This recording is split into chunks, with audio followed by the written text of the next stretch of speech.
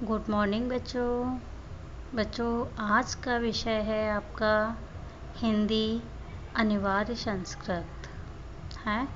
तो आज हम इसमें सेकंड चैप्टर पढ़ेंगे। अनिवार्य संस्कृत का सेकंड चैप्टर पढ़ेंगे, पुरुषोत्तमः रामः। ठीक है, सबसे पहले इसका श्लोक देखेंगे, उससे भी पहले हम इसका संदर्भ देखेंगे।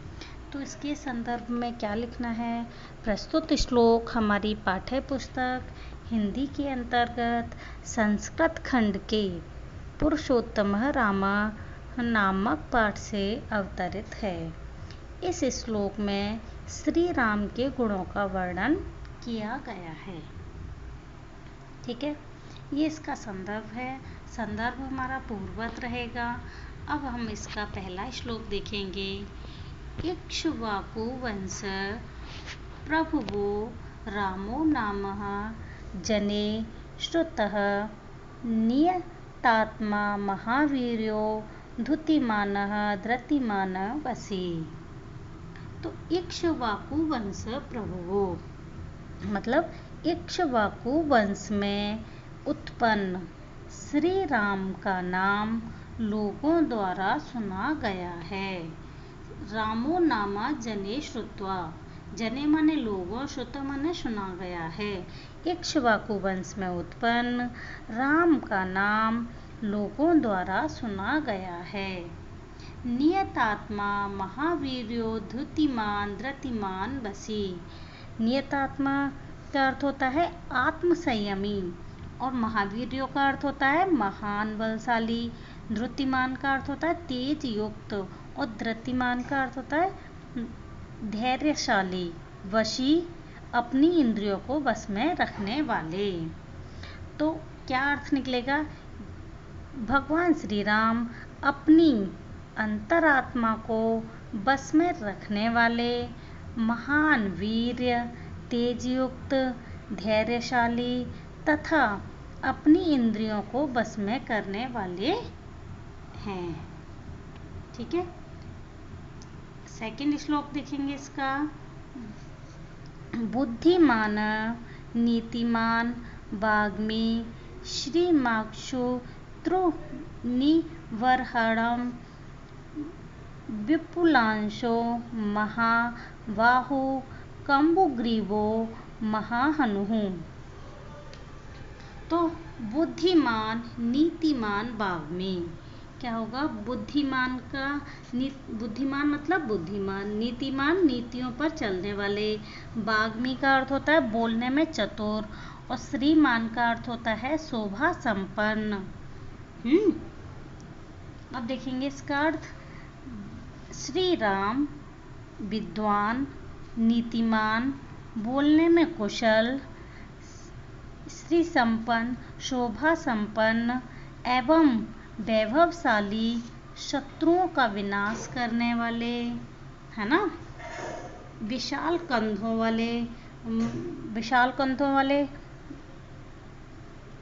विपुलांशु मतलब विशाल कंधों वाले, महाबाहु मतलब लंबी भुजाओं वाले, कंबुग्रीवो शंख के समान गर्दन वाले और महाहनु मतलब बड़ी थोड़ी वाले। तो अर्थ निकलेगा इसका। श्री राम विद्वान, नीतिवान, बोलने में कुशल, शोभा संपन्न एवं वैभवशाली, शत्रुओं का विनाश करने वाले, विशाल कंधों वाले, लंबी भुजाओं वाले, शंख के समान गर्दन वाले और बड़ी थोड़ी वाले हैं। अगला श्लोक देखेंगे इसका। महोरश्को महेशवासो गूढ़ज त्रिरुरिन्दनम अजानबाहु सुशिरा सुललाटः सुविक्रमः। इसका अर्थ देखेंगे। महेश को माने चौड़े वक्ष स्थल वाले, महेश वाक्सो मतलब बड़े धनुष वाले, आरिंदनम मतलब शत्रुओं का विनाश करने वाले, अजानबाहु मतलब घुटनों तक लंबी भुजाओं वाले, सुरसा सुंदर सिर वाले, सुललाट सुंदर मस्तक वाले और सुविक्रम मतलब श्रेष्ठ पराक्रम वाले।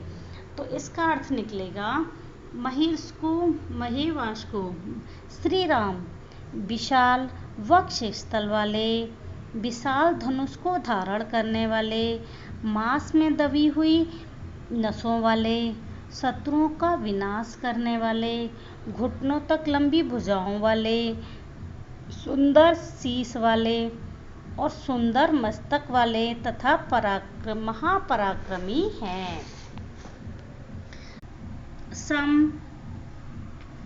सम विविक्तांग, स्नग्ध वर्ण, प्रतापवान, पीन वक्षा, विशालक्षो, लक्ष्मीवाक्षोभ लक्षणम। सम विभक्तांग है, सम माने सबको समान समझने वाले, सम विभक्तांग का अर्थ होता है सबके समान रूप में विविक्त अंग वाले, और स्निग्ध वर्ण मतलब सुंदर वर्ण वाले, पीन वक्षा पुष्ट वक्ष स्थल वाले, विशाल अक्षो बड़े नेत्रों वाले, लक्ष्मीवान लक्ष्मी से युक्त।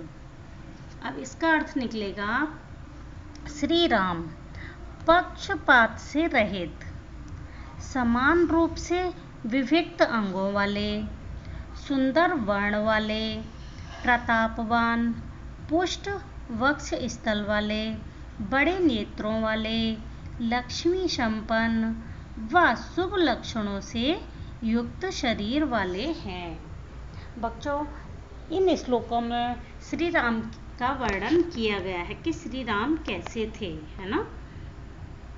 तो आप इनको ध्यान से सुनेंगे। सबसे पहले इस चैप्टर के आप वर्ड मीनिंग देखेंगे तो इसका अर्थ आप आसानी से निकाल लेंगे, है ना।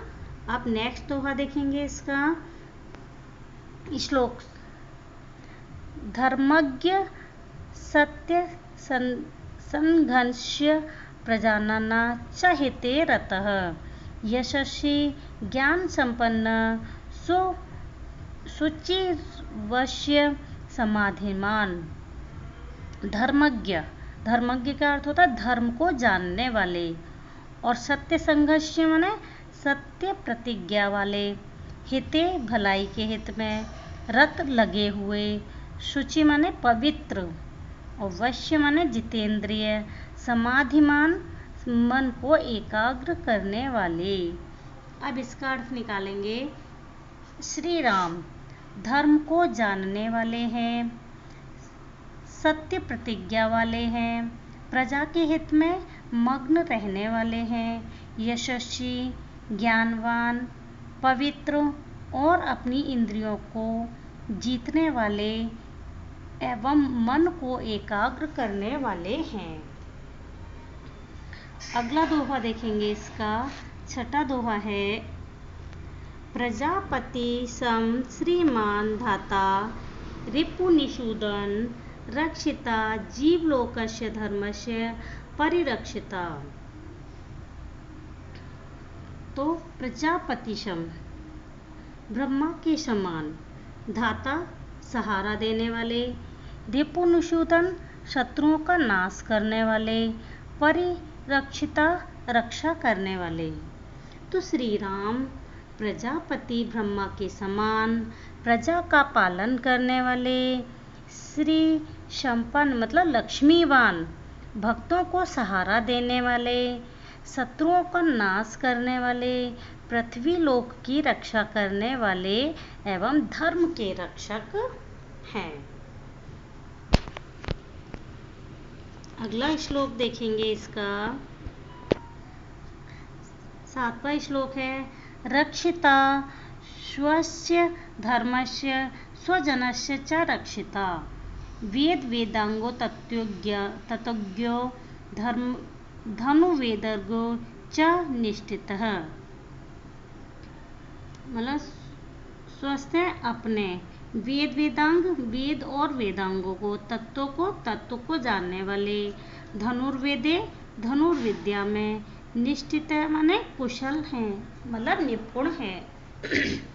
तो श्री राम अपने धर्म की रक्षा करने वाले और अपने प्रियजनों की रक्षा करने वाले, वेद और वेदांगों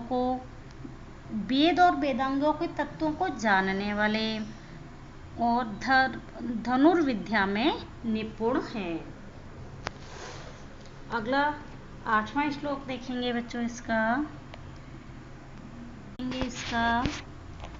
सर्वशास्त्रार्थ तत्वज्ञ, स्मृतिवान, प्रतिभावान, सर्वलोकप्रिय, साधुर्दीनात्मा, विचक्षणाम। तो सर्वशास्त्रार्थ तत्वज्ञ, सभी शास्त्रों के अर्थ को जानने वाले, स्मृतिवान मतलब उत्तम स्मरण शक्ति वाले, प्रतिभावान प्रतिभा से संपन्न, और साधु का अर्थ होता है सज्जन, और विचक्षणम अनोखे विद्वान। तो इसका अर्थ देखेंगे, श्री राम सभी शास्त्रों के अर्थ के तत्वों को जानने वाले, अच्छी स्मरण शक्ति वाले, प्रतिभा किससे संपन्न, प्रतिभावान मतलब प्रतिभा से संपन्न, समस्त संसार के प्रिय, सर्वलोक के प्रिय, समस्त संसार के प्रिय, साधुर दीनात्मा सज्जन उदार विचारों वाले, तथा अत्यधिक अनोखे विद्वान है। अगला श्लोक देखेंगे, स च नित्यं प्रसन्नात्मा मृदुपूर्व च भाषते उच्चमानोऽपि पुरुष नोत्तर प्रदिपद्यते। तो सच नित्य प्रसन्नात्मा, नित्य का मतलब होता है हमेशा, प्रसन्नात्मा प्रसन्न चित्त रहने वाले, मृदु मधुर, भाषते बोलते हैं, उच्च मानोपि स्वाभिमानी होने पर भी, पुरुष कठोर नोत्तर उत्तर नहीं देते, है ना। तो श्री राम सदैव शांत चित्त रहने वाले, मधुर वाणी वाले, मान प्रतिष्ठा में भी सर्वोपरि हैं, तथा सबसे श्रेष्ठ होने पर भी कठोर वचन नहीं कहते, अर्थात दूसरों के कठोर वचन कहने पर भी कोई भी उत्तर नहीं देते हैं। अगला श्लोक देखेंगे इसका,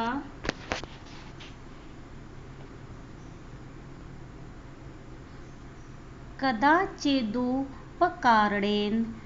कृतेनेकेन तुष्यति न